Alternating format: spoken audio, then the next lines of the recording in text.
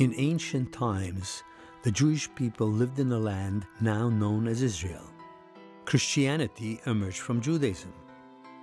Jesus was a Jew who was put to death by the Roman authorities. Some gospel accounts blame the Jews. The Jews were forced into exile. By the 5th century, Christianity was the dominant religion of Europe.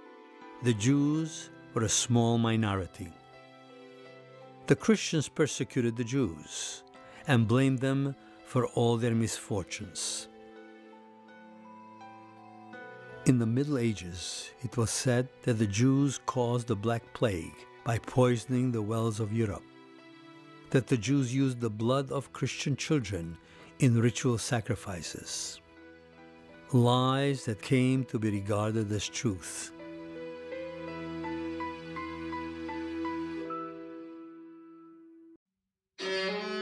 For centuries, laws restricted Jews, forced them into segregated districts called ghettos, prevented them from owning land, holding public office, and even becoming citizens. The 18th century was a century of promise, particularly for the Jewish people. The French Revolution marked the decline of the Church and the rise of democracy.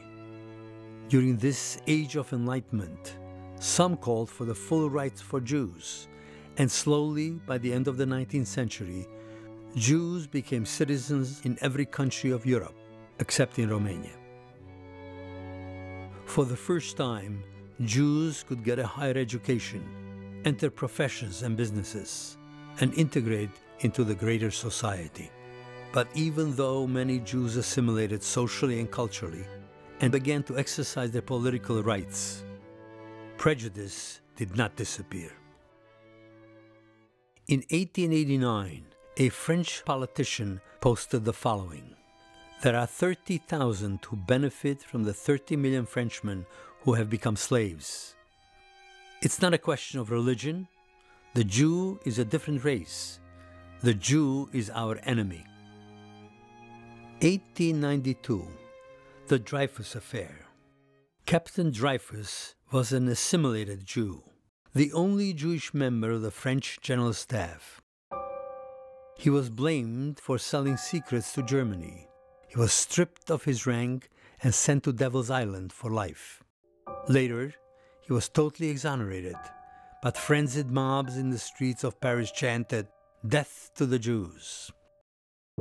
In 1903, a new lie was created in Russia. In order to divert attention from the oppressive living conditions, the Russian secret police forged a document, the Protocols of the Elders of Zion. This text claims to document the minutes of a meeting of Jewish elders who discussed their goal of taking over the world by controlling the press and the world's economies. A proven forgery, the Protocols was nevertheless translated into every major language and distributed worldwide. It is still available today. World War I comes along, and the Jews are part of the German, Austro-Hungarian, and French armies. Germany loses the war. Along comes the Nazi Party with the idea that they didn't lose the war. They were betrayed. By whom? By the Jews, of course. Well, after the end of World War I, Hitler does talk about Jews as a problem. He blames them, but he focuses initially on winning the German people over with their loyalty. He's going to make Germany a great place. He rants and he raves, and people just, they're weeping, they're crying.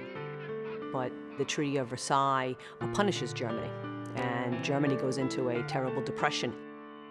Adolf Hitler walks right in and is able to rally the people to his cause and becomes chancellor. Once he's chancellor of Germany, he begins putting into place anti-Jewish legislation. And nobody could have predicted what was going to be. The first thing he does is he has a boycott of Jewish businesses. He's sending a very clear message to the German people that Jews are the root of their problem.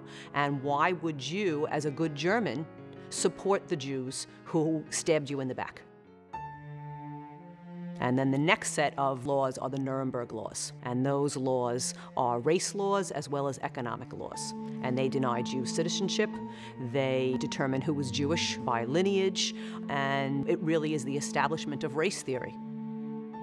Every few months, more and more laws will be passed. Jews cannot go to school. They cannot share the same park bench. They can't go to the theater.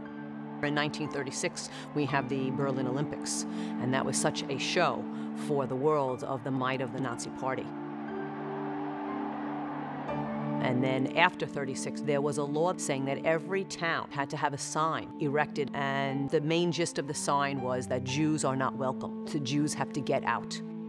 Jews were trying to leave Germany, but they couldn't go anywhere else because nobody would let them in. So there was a conference, and many countries were represented around the world. And only one country said that they would take Jews in, and that was the Dominican Republic. Some Jews did get out, but Hitler made it very difficult for people to leave Germany. He wouldn't let Jews take any of their money or belongings with them. After 1938, Jews could not leave. The borders were closed. Kristallnacht happens on November 9th, 10th, 1938. Synagogues are burned, Jewish stores are looted, the storefront windows are broken. This is the first real physical attack on people, where Jews are beaten up in the streets, where rabbis are assaulted, their beards cut. And it made the front page of every paper around the world, but nothing really was done to stop Hitler. The war breaks out in 1939 with the invasion of Poland, and three things basically happen very quickly. Jews must register with the police, Jews are forced to move into ghettos, and an immediate Aryanization of property. If any Jews still have property, they're going to lose it at this point. And then you're going to have an identification that all Jews must have a yellow star on their clothing. In the summer of 1941, Hitler invades the Soviet Union. He sends a mobile killing force to follow the German army, the Einsatzgruppen, which means special forces in German. And their job was to round up Jews and shoot them. And in some places, it's a couple of hundred. When you talk about some place like Babi Yar, which is in the Ukraine, 33,000 Jews are shot in 3 days. And more than 1 million Jews will be exterminated in this fashion. But it wasn't fast enough. You had to come up with a way to do this more quickly. The Wannsee Conference was really the next step. His top SS men, over a 90-minute lunch, discuss how are we going to murder all of the Jews of Europe. So as the Einsatzgruppen is doing the shooting, we also have the beginning of the building of the death camps.